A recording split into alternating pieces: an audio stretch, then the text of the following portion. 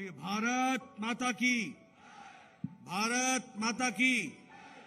मुझे पीछे से आवाज नहीं आ रही है। भारत माता की। आज के इस विजय संकल्प यात्रा अभियान के शुरुआत में इस कार्यक्रम में मंच पर बैठे हम सबके बहुत ही आदरणीय और भारतीय जनता पार्टी के वरिष्ठ नेता, पार्लियामेंट्री बोर्ड के सदस्य और पूर्व में मुख्यमंत्री रहे सम्माननीय बीएस येडियुरप्पा जी, हमारे सीएन अश्वत्थ नारायण जी जो प्रदेश सरकार में मंत्री हैं, श्री सिद्धराजू जी स्टेट के महामंत्री, हमारे बहुत ही लोकप्रिय सांसद श्री रमेश जी, हमारे एमएलए रमेश भूसानूर जी, हमारे सुमना गौड़ा पाटिल जी, एएस पाटिल जी, पीएच पुजारा जी और हमारे हनुमंता निरानी जी, मंच पर उपस्थित सभी विधायकगण,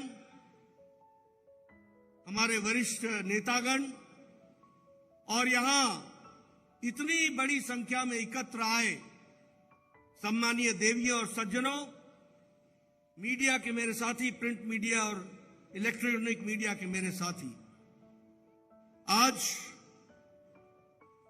मुझे बीजापुर में स्वामी सिद्धेश्वर जी के मठ में, आश्रम में जाने का सौभाग्य प्राप्त हुआ। ऐसी पुण्य भूमि, ऐसी भक्ति से भरी भूमि, ऐसे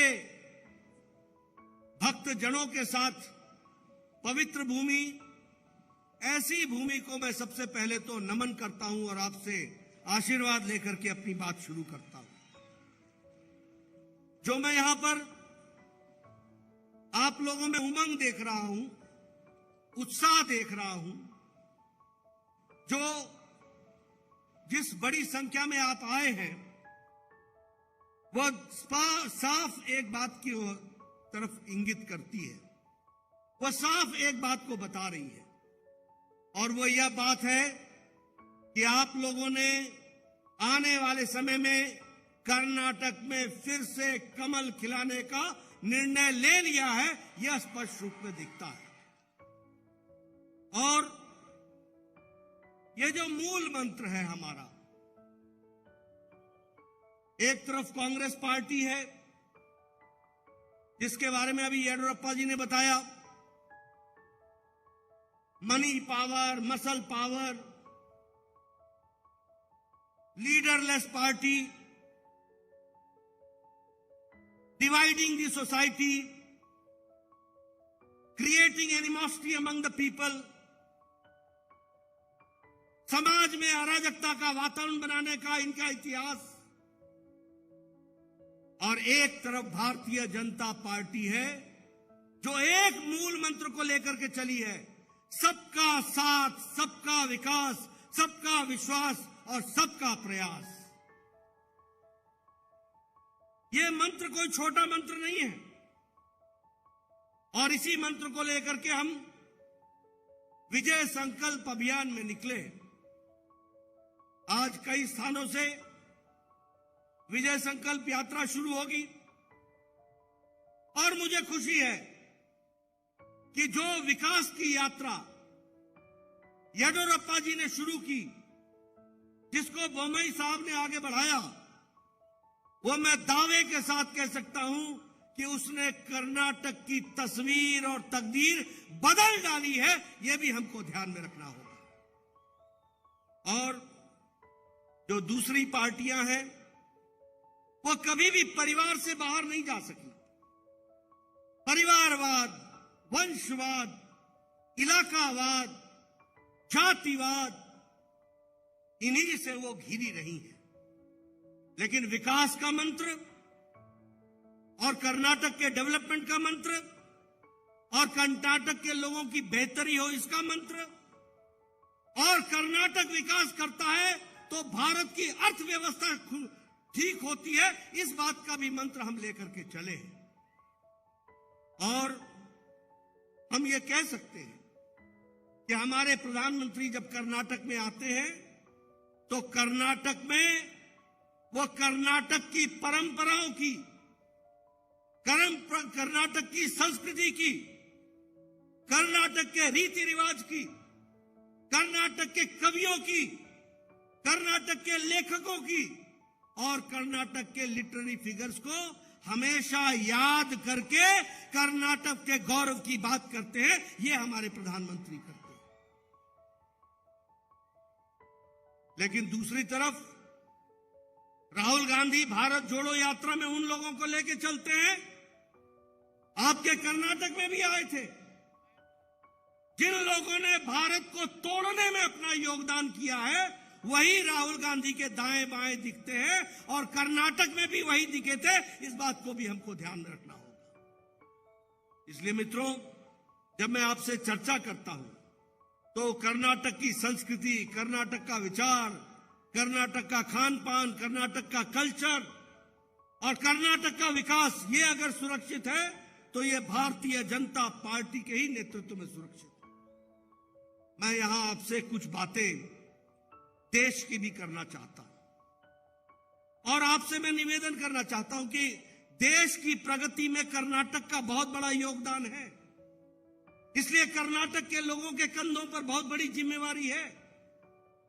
आज जब हम बात करते हैं डिजिटल इंडिया की, आज जब हम बात करते हैं इलेक्ट्रॉनिक डेवलपमेंट की, आज जब हम बात करते हैं इलेक्ट्रॉनिक गुड्स की, आज जब हम बात करते हैं इंडस्ट्रियलाइजेशन की, तो हम कर्नाटक के कंट्रीब्यूशन को कभी भूल नहीं सकते हैं। यह भी हमको याद रखना है। और जब मैं ये कह रहा हूं, आपको जानकर के खुशी होगी कि पिछले दिसंबर में यूपीआई का ट्रांजैक्शन 782 करोड़ ट्रांजैक्शंस हुए और 13 लाख करोड़ रुपए का ट्रांजैक्शन हुआ है। आपको जानकर के खुशी होगी कि यूपीआई के दुनिया में जितने ट्रांजैक्शंस हो रहे हैं, उसमें 40% ट्रांजैक्शन भारत के हो रहे हैं, भारत के लोग कर रहे हैं। ये हमको ध्यान रखना होगा। मैं ये बात आपको क्यों बता रहा हूं? मैं इसलिए बता रहा हूं कि यही कांग्रेसी साथी बोलते थे कि भारत के गांव में इंटरनेट की फैसिलिटी नहीं है। यही हमारे कांग्रेसी भाई बोलते थे कि यहां डिजिटल इंडिया कैसे होगा, यहां आधार को कैसे जोड़ा जाएगा, यहां आधार को कैसे साधारण आदमी लाभ ले सकेगा। आज आपको जानकर के खुशी होगी कि डीबीटी के माध्यम से, डायरेक्ट बेनिफिट ट्रांसफर के माध्यम से प्रधानमंत्री मोदी जी ने 25 लाख करोड़ रुपए आपके बैंक के खाते में पहुंचा दिए। यह भी हमको ध्यान रखना होगा। यह विकास की एक नई कहानी है। 2014 में ऑप्टिकल फाइबर 350 किलोमीटर बिछा था, सिर्फ 350 किलोमीटर ऑप्टिकल फाइबर। टुडे 2022 में 2,78,000 ऑप्टिकल फाइबर बिछ गया है। यह भारत का बदलता भारत है। कितना? 2,78,000 किलोमीटर की ऑप्टिकल फाइबर भारत में बिछ चुकी है। मैं अगर बात करूं, आप लोगों के हाथ में मोबाइल है। 2014 में 92% मोबाइल बाहर से आता था, हम इंपोर्ट करते थे, 92%। Today I am happy to share with you that India is manufacturing, Bharat manufacture कर रहा है। 97% मोबाइल भारत में बन रहा है। इसको भी याद रखना होगा। 97। आप लोगों में कोई अगर स्मार्टफोन एप्पल ले तो उसका कवर पढ़ लेना। अब कवर पे ये नहीं लिखा हुआ है मेड इन चाइना, कवर पर लिखा है मेड इन इंडिया। आज इंडिया में एप्पल का मोबाइल बन रहा है, मैन्युफैक्चर हो रहा है। यह भी हमको याद रखना है। इलेक्ट्रॉनिक गुड्स में हम 1 लाख करोड़ हम बेचते थे इलेक्ट्रॉनिक गुड्स। आज हम 6 लाख करोड़ का सामान बेच रहे हैं। और जहां हम एक्सपोर्ट 0 करते थे, आज हम 70,000 करोड़ का एक्सपोर्ट इलेक्ट्रॉनिक गुड्स में कर रहे हैं। उसी तरीके से स्टील में भारत चौथे नंबर से दूसरे नंबर पर आ गया है। और आपको जानकर के खुशी होगी, आप लोगों ने सुना होगा ऑटोमोबाइल मतलब जापान, डैटसन की कार, टोयोटा की कार, मित्सुबिशी, बाकी सारी चीजें आप सुनते थे, आप जापानीज कार के बारे में सुनते थे, विशेष करके डैटसन और टोयोटा की। आपको जानकर खुशी होगी कि भारत ने जापान को पछाड़कर दुनिया में तीसरे नंबर का ऑटोमोबाइल इंडस्ट्री भारत बन गया है। यह भी याद रखने की जरूरत है। India has become the third automobile industry. यह हमारा परिचय है। हम 10वीं नंबर की इकोनॉमी थे, 10वीं नंबर की इकोनॉमी।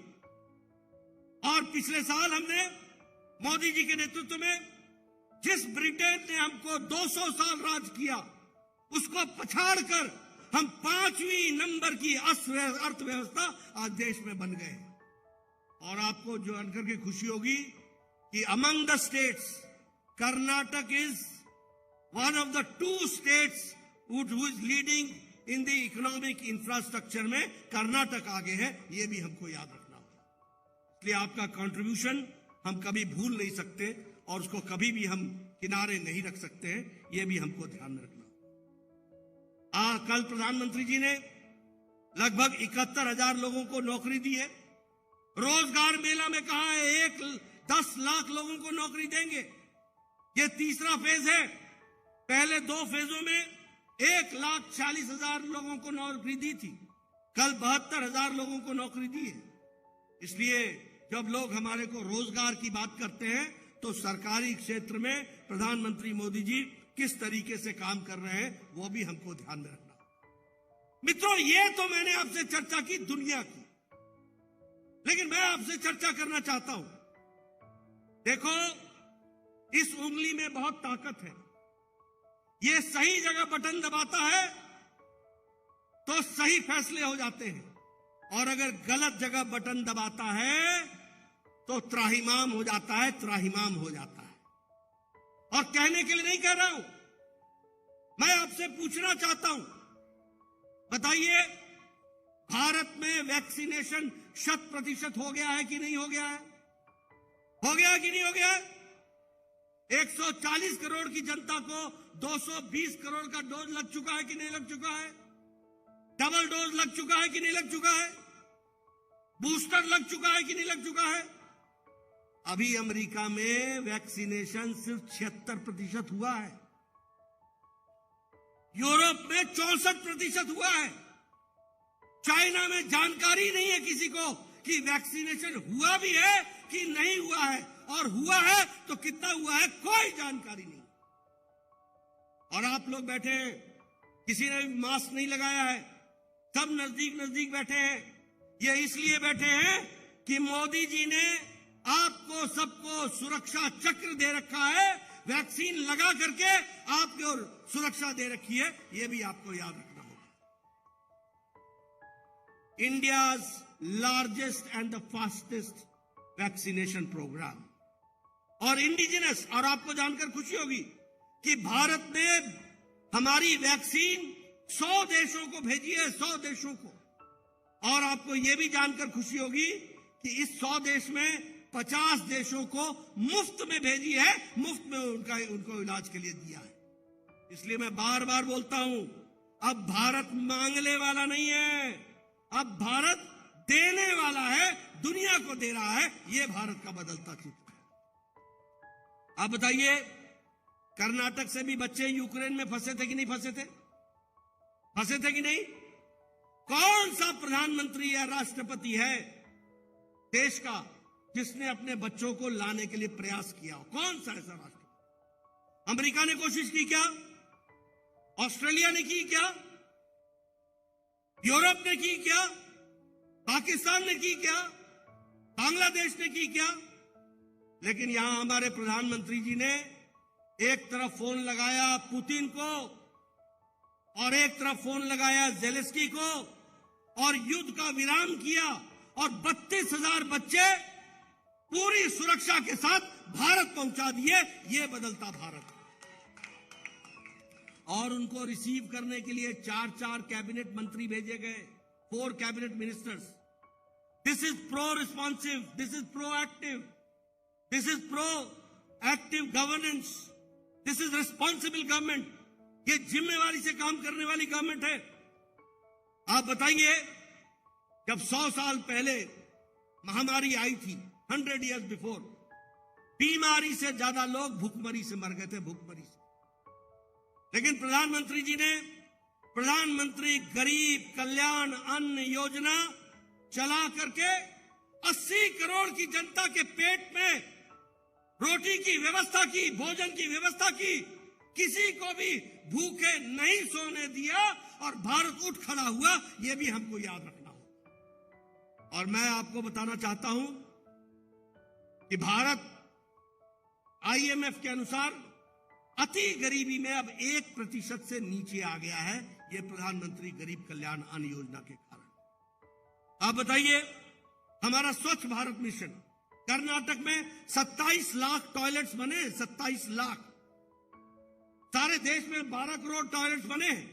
इसका मतलब क्या हुआ कि हमारी बहनें 27 lakh sisters of Karnataka and 12 crore mother and sisters of the country, they used to go for their natural needs outside in the fields. ये कैसा देश था भाई? Which type of country was it? हमारा देश कैसा था जहां 12 करोड़ बहनों को अपने दैनिक जीवन की आवश्यकताओं के लिए खेतों में जाना पड़ता हो? प्रधानमंत्री मोदी जी ने 12 करोड़ इज्जत घर बना करके महिलाओं का सशक्तिकरण किया, उनको इज्जत दी, और कर्नाटक में भी 27 लाख इस तरीके के टॉयलेट्स बने हैं। दिस इज विमेन एम्पावरमेंट, यह है महिला सशक्तिकरण। उसी तरीके से अगर मैं बात करूं, प्रधानमंत्री आवास योजना, मैं बार बार लोगों को सुनाता हूं, बार बार। मैं 93 में I had become the MLA and I was the leader of the opposition in 93. मेरा BDO, ब्लॉक डेवलपमेंट ऑफिसर, मेरे पास आता था और कहता था, Nadda ji, tell me, you have been sanctioned one Indira Awas Yojana house in 2 panchayat. 2 पंचायतों में आपको 1 इंदिरा आवास योजना मिली है, बताइए इसको किसको देना है? मैंने कहा, यार 100 बीमार 1 अनार, मैं क्या करूंगा? आप ही फैसला कर लो क्या करना है क्या नहीं करना है। ये हालत थी कांग्रेस की सरकार की। और आपको जानकर खुशी होगी कि प्रधानमंत्री आवास योजना में मोदी जी ने संकल्प लिया, कोई गरीब पक्के छत के बगैर नहीं रहेगा। और आज मैं कह सकता हूं 3 करोड़ 60 लाख मकान पक्के प्रधानमंत्री आवास योजना में बन के तैयार हो गए। ये भी हमको याद रखना होगा। और आपको जानकर खुशी होगी कि 8.5 lakh 8,50,000 houses have been constructed by Yediyurappa ji and Bommai ji in Karnataka for the people of Karnataka, that you have to understand. Karnataka में भी ये हुआ है। आयुष्मान भारत, मैं आपसे चर्चा करना चाहता हूं। आपको शायद मालूम नहीं होगा गरीब आदमी की हालत कैसी होती है। अगर गरीब आदमी को कैंसर हो जाए तो वो घर में मर जाता था। वो इलाज नहीं कराता था कि उसको पता था कि इलाज कराऊंगा उधार हो जाएगा, घर बिक जाएगा। हार्ट की बीमारी होती थी, कोई इलाज नहीं कराता था। और हमारे MLA, प्रधानमंत्री और मुख्यमंत्री राहत कोष से पैसे मांगते थे, इसकी बाईपास करा दो, इसका ये करा दो, उसका वो करा दो। Today out of 140 crore people, 50 crore 40% of the Indian population, 50 crore को मोदी जी ने 5 लाख रुपए प्रति साल प्रति परिवार गंभीर बीमारियों से लड़ने के लिए, इलाज के लिए व्यवस्था की है आयुष्मान भारत के तहत। 5 लाख हर साल। 2022-23 अभी नया बजट आएगा, 2023-24 अब नया 5 लाख मिल जाएगा। कितनों को? 50 करोड़ लोगों को। और यहां कर्नाटक में आपने और स्कीम भी चलाई है, क्या नाम है उसका?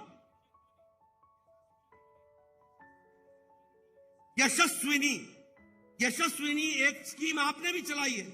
जो आयुष्मान भारत से बच जाएगा वो यशस्विनी में आ जाएगा, कर्नाटक के लोगों का भला हो जाएगा। इस तरीके के काम को लेकर के चले। मैं आपसे पूछता हूं, मैं कांग्रेसियों का नाम नहीं लूंगा, लेकिन ये जितने पूर्व मुख्यमंत्री और वर्तमान और भावी मुख्यमंत्री कांग्रेस के बन रहे हैं, एक भी बता सकता है कोई योजना? एक भी योजना बता सकता है क्या किया है उन्होंने कर्नाटक के लिए? मैं एक पर एक योजनाएं आपको गिना रहा हूं, मैं आपको बता रहा हूं कि किस तरीके से हमने विकास के लिए काम किया। प्रधानमंत्री किसान सम्मान निधि, आपको जानकर के खुशी होगी कि 60 लाख लोग किसान को कर्नाटक में हर चौथे महीने 2-2 हजार रुपए मिल रहा है, और बीजापुर में 2,50,000 2.5 लाख लोगों को 2-2 हजार रुपए किसान सम्मान निधि में मिल रहा है। गांव, गरीब, वंचित, पीड़ित, शोषित, दलित, महिला, युवा, किसी के लिए भी काम किया है तो वो भारतीय जनता पार्टी ने काम किया है। अगर मैं कर्नाटक की बात करूं, अभी 19 तारीख को 3 दिन पहले आदरणीय प्रधानमंत्री जी आए थे और उन्होंने 10,800 करोड़ का शिलान्यास कर्नाटक की धरती पर किया है। 10,800 करोड़ रुपए का। कभी कोई प्रधानमंत्री आया था? बताओ, आया था क्या? कभी आया? कभी पूछा? कभी पूछा किसी ने? ये परिस्थिति आकर के खड़ी है। आप बताइए, प्रधानमंत्री जी ने आपको, हमारे बेनिफिशियरीज को, लंबानी कम्युनिटी को, हमारे कालाबुर्गी में उनको 50,000 बेनिफिशियरीज को हकू पत्र दिया कि नहीं दिया? रमेश जी, दिया कि नहीं दिया हकू पत्र? कभी सोचा था? हम जनता के लिए काम करने वाले लोग हैं। मैं तब आपको गिना रहा हूं कर्नाटक की बात। आप बताइए, अभी foundation stone Yadgir multi village drinking water supply के लिए स्कीम के लिए जल जीवन मिशन में रखा कि नहीं रखा? हर दृष्टि से विकास कैसे हो सकता है, इसकी चिंता की गई है। आपने देखा होगा वंदे भारत ट्रेन, भारत में 400 ट्रेनें चलेंगी वंदे भारत की। और आपको मालूम होगा 11 नवंबर को केएसआर रेलवे स्टेशन बैंगलोर से ट्रेन जो चली थी मैसूर टू चेन्नई, यह अभी ट्रेन चल पड़ी है और इस तरीके से अभी 8 ट्रेनें चली हैं। 400 ट्रेनें भारत में वंदे भारत में चलेंगी। बदलती तस्वीर, और ये मॉडर्न भारत का नक्शा होगा, उसको भी आप याद रखिए। उसी तरीके से काशी दर्शन के लिए, अयोध्या दर्शन के लिए यहां से ट्रेन चल रही है। उसी तरीके से आप बताइए, टर्मिनल 2 बैंगलोर का केम्पागोड़ा, ये एयरपोर्ट का उद्घाटन प्रधानमंत्री जी ने किया कि नहीं किया? आप बताइए, नाथ प्रभु केम्पागोड़ा की तस्वीर 108 फीट की, उसका अनावरण किया कि नहीं किया? कभी किसी ने आकर के नाथ प्रभु केम्पागोड़ा को इज्जत देने का काम किसी प्रधानमंत्री ने किया था क्या? Has any prime minister done it? Has they ever thought about the people of Karnataka? कभी उन्होंने सोचा कि कर्नाटक के लोगों की चिंता होनी चाहिए, उनके लोगों की उन लोगों को आगे गौरव उनका दिखाना चाहिए, बढ़ाना चाहिए? ये काम किया है तो हमारे यशस्वी प्रधानमंत्री नरेंद्र मोदी जी ने किया। मैं मैंगलोर रिफाइनरी और पेट्रोकेमिकल्स के लिए वहां 1,830 करोड़ रुपए खर्च हो रहा है। हाईवेज पर 70,000 crore rupees is being spent. मैं अभी जब आ रहा था, कोई सड़क नहीं देख रहा हूं जो सिंगल लेन हो या डबल लेन हो। Every road is 4 lane. Am I right? क्या मैं सही बोल रहा हूं? हर सड़क 4 लेन हो गई है, और 4 से 6 होगी, 6 से 8 होगी, 8 से 12 होगी। यही विकास की कहानी, ये कमल का निशान कराने वाला है। इसको आप समझ करके चलिए, इसको आप याद करके चलिए। इसलिए मैं आपको ये सारी बातें बता रहा हूं। अभी डबल इंजन की सरकार की बात करें तो मैं ये कहूंगा कि लगभग 90% इन्वेस्टमेंट बेंगलोर और बियॉन्ड बेंगलोर हो रहा है। 90% investment is being done beyond Bangalore and in Bangalore, that we have to understand. मुझे अगर कर्नाटक की बात करनी है तो मैं 2 बातें करके अपनी बात समाप्त करूं। एक, ये जो मुख्यमंत्री रायता विद्या योजना है, निधि है, इसमें आपने गरीब किसानों के बच्चे की व्यवस्था की, आपने बुनकरों की व्यवस्था की, आपने मछुआरों की व्यवस्था की, मछली पालने वाले लोगों की बात की, जो मछली का व्यापार करते हैं उनके लिए बात की। इन गरीब लोगों को पढ़ने की व्यवस्था करने का आपने काम किया। और जो सबसे अच्छा आपने काम किया है वो है हमारे दलित भाइयों का रिजर्वेशन 15% से बढ़ा के 17% कर दिया। और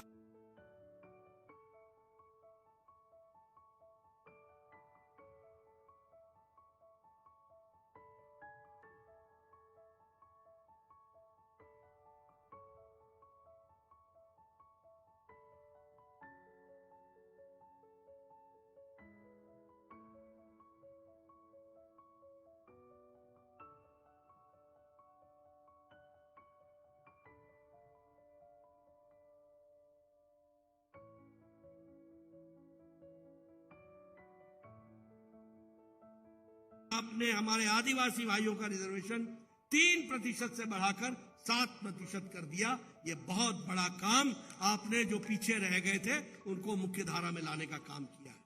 मित्रों, मैं आपके सामने एक लंबी कहानी बता सकता हूं, लेकिन मैं आपको ज्यादा इन आंकड़ों में डालना नहीं चाहता। लेकिन एक बात बताना चाहता हूं, development means BJP, law and order means BJP, transparency means BJP, governance means BJP, pro people means BJP, anti people means Congress, corruption means Congress, casteism means Congress, commission means Congress। ये कांग्रेस के साथ जुड़ी हुई चीजें हैं। Division means Congress, cohesion means BJP, holistic approach of development BJP. इसलिए मित्रों, मैं उन लोगों का, उन महानुभावों का नाम लेकर के अपने मुंह को इस समय अशुद्ध नहीं करना चाहता। जो लोग राजनीति में विभाजन की राजनीति करते हैं, लोगों को बांटने की बात करते हैं, जिनके पास कोई एजेंडा नहीं है, एक ही एजेंडा है, कुर्सी कुर्सी कुर्सी एंड कुर्सी। उनको मैं बता देता हूं कि कर्नाटक की जनता ने तय कर दिया है, नो कुर्सी नो कुर्सी नो कुर्सी, ओनली घर में बैठाओ, आराम करो, इन लोगों को काम दो, ये कर्नाटक की सेवा में जुटे। इसके लिए हमको विजय संकल्प यात्रा को निकालना। बोलिए, आप करेंगे ना? उनको आराम देंगे ना? उनको आराम देंगे कि नहीं देंगे? मैं इधर से सुनना चाहता हूं, उन लोगों को आराम देंगे कि नहीं देंगे? और इनको काम देंगे कि नहीं देंगे? इनको काम दीजिए, ये आपकी सेवा के लिए तत्पर हैं, और उनको आराम करने दीजिए और उनको आपस में लड़ने दीजिए। यही उनका शौक है, यही उनका काम है, वो उनको करने दीजिए। वो उनको मुबारक। आपने मेरी बात सुनी, आपका बहुत बहुत धन्यवाद। जय भारत,